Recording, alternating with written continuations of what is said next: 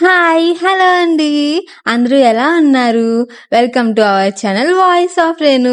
ఈ రోజైతే మనం ఇంట్లోనే భృంగరాజ్ హెయిర్ ప్యాక్ చేసుకోబోతున్నాం. అసలు భృంగరాజ్ అంటే ఏంటో తెలుసా మీకు? మేమైతే గుంటుకూర ఆకు అని పిలుస్తాం. మీరేమంటారో చెప్పేయండి.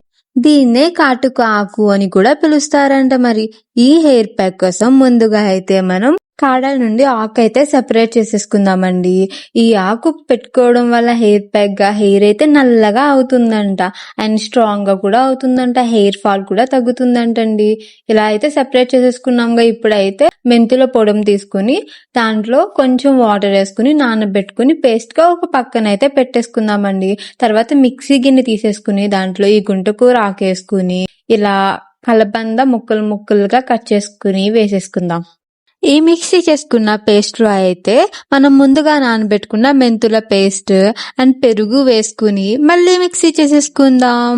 అంతే అండి, ఫైనల్ గా మనకి భృంగరాజ్ హెయిర్ ప్యాక్ అయితే రెడీ అయిపోయింది. ఈ హెయిర్ ప్యాక్ ని తీసుకుని మంచిగా హెయిర్ మొత్తం అప్లై చేసేసుకుని ఆరే వరకు ఉంచుకుని తలస్నానం చేసేయడమే.